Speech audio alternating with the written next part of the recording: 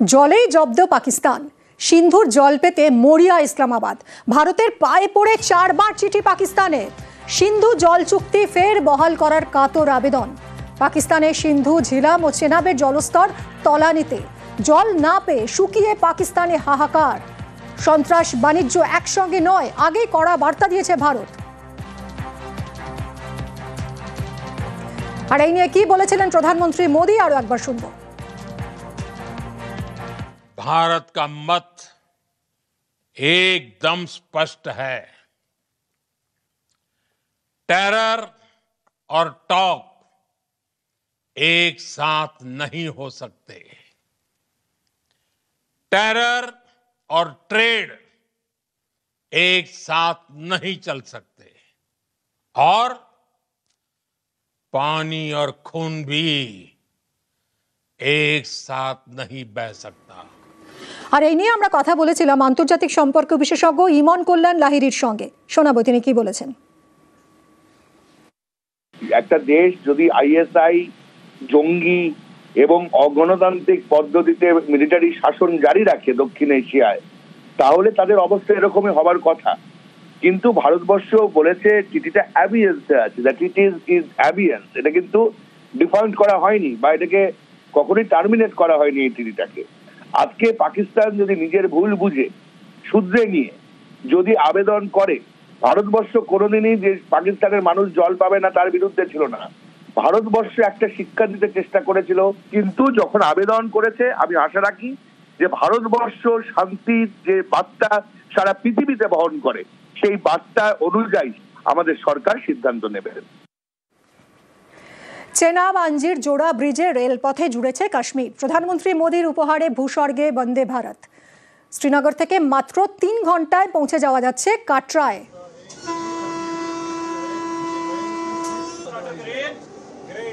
সুড়ঙ্গ হয়ে উচ্চতম সেতু, ঝুলন্ত ব্রিজ পেরিয়েই ছুটছে সুপারফাস্ট এক্সপ্রেস। ট্রেনেই হলো জন্মদিন পালন, খুশি যাত্রী পর্যটকরা। जय माता दी, सारे बोलो जय माता दी, जोर से बोलो जय माता दी, सारे बोलो जय माता दी। हमें पता था न्यूज़ में कि ट्रेन चलने वाली है, तो मोदी साहब इसका उद्घाटन करेंगे, तो हमने अपने बेटे के जन्मदिन के दिन, इसका एक संजोग था, इसी दिन ये ट्रेन चलने वाली थी, हमने टिकट भी बुक कर लिया। तो हमने बचा कि इस ट्रेन की पहली जर्नी पे अपने बेटे का जन्मदिन मनाते हैं, ताकि जन्मदिन इसके लिए यादगार बन जाए। और दुनिया के सबसे ऊंचे ब्रिज पे मैंने इसका केक काटा। उन्होंने ये ट्रेन जब चालू किया ना, तो हम लोग को बहुत खुशी हुआ, सच में बहुत खुशी हुआ कि मैं ये बर्थडे अपने बेटे का सच में इस ट्रेन में मनाऊंगी। मेरे बेटे के लिए सबसे अच्छा गिफ्ट है, सबसे अच्छा तोहफा। हम काफ़ी लंबे समय से इंतज़ार कर रहे थे, 2-4-6 महीने से। पहले भी काफ़ी बार हमने, लेकिन किसी वजह से कैंसिलेशन हो गई थी, इनॉग्रेट हो नहीं पाई। लेकिन आज हम चल पड़ी है, तो आज हम कश्मीर जा रहे हैं।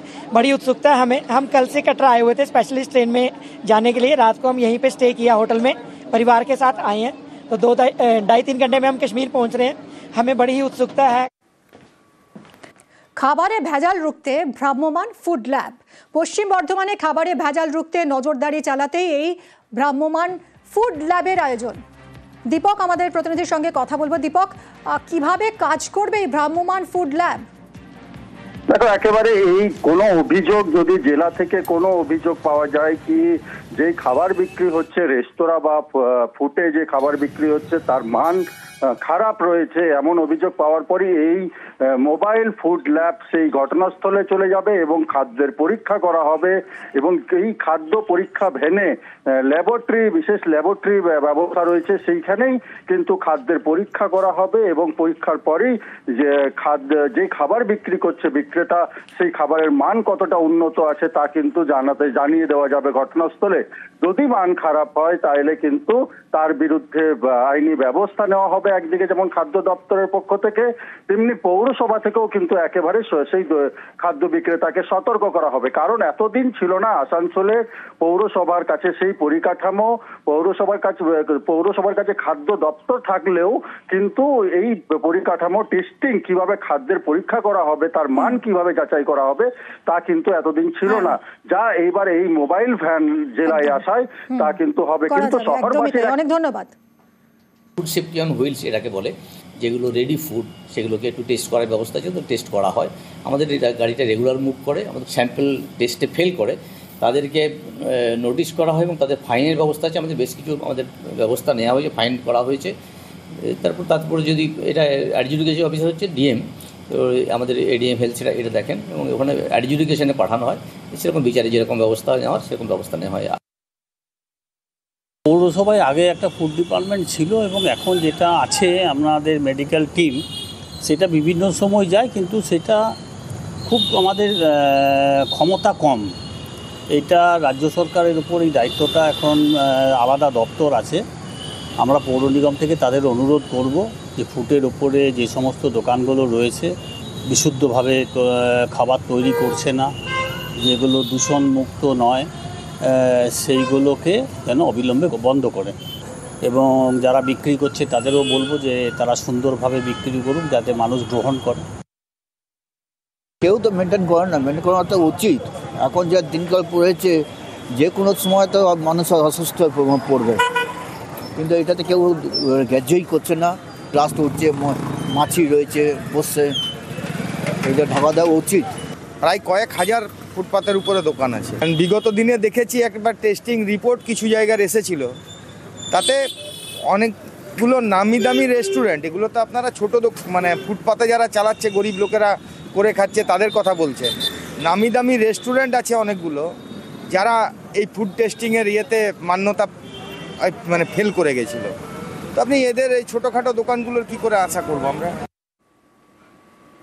স্টেশনের পাশের রাস্তা বেহাল, বাঁকুড়ার বিষ্ণুপুরে চরম দুর্ভোগ, বৃষ্টি হতেই ভোগান্তির এক শেষ। সমস্যা সমাধানে উদ্যোগী স্থানীয় বিধায়ক রাস্তা সারানোর অনুমতি চেয়ে চিঠি দিয়েছেন রেল কর্তৃপক্ষকে।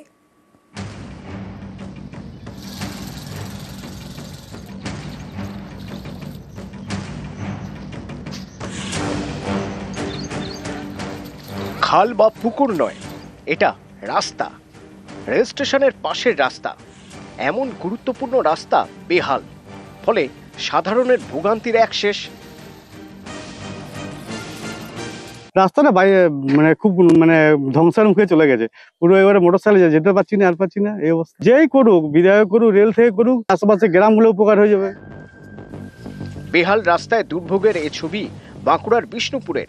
স্থানীয়দের দাবি, কয়েক দশক ধরে এই রাস্তা বেহাল, খানাখন্দে ভরা। বৃষ্টি হলেই জল জমে দুর্ভোগ চরমে ওঠে। রেলের জায়গায় এই রাস্তা সারাতে উদ্যোগ বিষ্ণুপুরের বিধায়ক তন্ময় ঘোষের। দক্ষিণ পূর্ব রেলের আদ্রা ডিভিশনে চিঠি লিখেছেন। ওই রোডটা আমরা কোনো রকম ভাবে রেলের পারমিশন নিয়ে করতে পারি, তাহলে অনেকটা মানুষের সাশ্রয় হবে। রেল যদি আগে করতো এত সমস্যার সম্মুখীন করতে হতো না। আমি অলরেডি ডিআরএম আদ্রা ডিভিশনে আমি চিঠি করেছি এবং এসডিও সাহেব, ডিএম সাহেবকেও পার্সোনালি জানিয়েছি। আমরা চাই মানুষের সুবিধার্থে এই রাস্তাটি হোক। বিষ্ণুপুর রেল স্টেশনের পাশের প্রায় 500 মিটার লম্বা এই রাস্তা মিশেছে বাঁকুড়া আরামবাগ রাজ্য সড়কে। আশপাশের বিস্তীর্ণ এলাকার বাসিন্দাদের যাতায়াতের বড় ভরসা, সেটাই বেহাল। রাস্তা এত খারাপ যে মানুষ পেরাতে পারে না। কার আন্ডারে এই রাস্তা রয়েছে? এই রাস্তাটা মনে হয় রেলের আন্ডারে রয়েছে। যদি রেল না করতে পারে তাহলে বিধায়ককে ছেড়ে দেওয়াটাই ভালো হবে। রেলের উচিত পারমিশন দিয়ে দেওয়া। এখানে অনেক ছাত্র ছাত্রী এই রাস্তায় হয়ে যাতায়াত করে, রেলের যারা নিত্যযাত্রী তারাও যাতায়াত করে। এই রাস্তাটা হলে খুবই ভালো। রেল পারমিশন দেখ বিধায়ককে, যেমন এই রাস্তা দ্রুত গতিতে হোক। এ বিষয়ে রেল জানিয়েছে বিষয়টির সঙ্গে যাত্রী পরিবহন জড়িত। বিধায়কের চিঠি গুরুত্ব দিয়ে দেখা হবে। বাঁকুড়ার বিষ্ণুপুর থেকে দেবব্রত মণ্ডল, নিউজ 18 বাংলা। বর্ধমান হুগলি থেকে এবার খুব সহজেই দীঘা যাওয়া যাবে। নতুন বাস রুট চালু পরিবহন দফতরের। মেমারি থেকে পান্ডুয়া মগরা হয়ে দীঘা যাবে বাস। মাত্র 209 টাকা ভাড়াতেই দীঘা যাত্রার সুযোগ। দক্ষিণবঙ্গ রাষ্ট্রীয় পরিবহন সংস্থার উদ্যোগে চালু বাস। জগন্নাথ মন্দির উদ্বোধনের পরে দীঘাগামী বাসে বাড়তি নজর দেওয়া হয়। উত্তরবঙ্গ থেকে আগেই চালু হয়েছিল 6টি ভলভো বাস। দীঘাগামী আরও বাস চালু এসবিএসটিসিরও। এসবিএসটিসির নতুন বাসে এবার সহজেই দীঘাগামী বাস চালু হওয়ায় খুশি পর্যটকরা। আমাদের যে north Bengal state transport corporation আছে এবং south Bengal state transport corporation, তারাও মূলত তাদের যে বাসগুলো আছে তার মধ্যে বেশ কিছু বাসকে দীঘা মন্দির কেন্দ্রিক পরিষেবা দেওয়ার জন্য চালু করেছে। এটা হচ্ছে তার মধ্যে একটি, যে এটা এসবিএসটিসি একটি বাস দীঘাগামী এটা করেছে। এবং কর্পোরেশনগুলো চেষ্টা করছে যে দীঘাগামী বেশ কিছু তাদের হাতে যে বাস আছে সেগুলো কতগুলো দীঘা কেন্দ্রিক করা যায়, কারণ প্রচুর মানুষ দীঘায় যাচ্ছেন, তাদের যাতায়াতের যে মসৃণ ব্যবস্থা তৈরি করা এটা হচ্ছে আমাদের কাজ, আমরা সেই কাজটা করছি।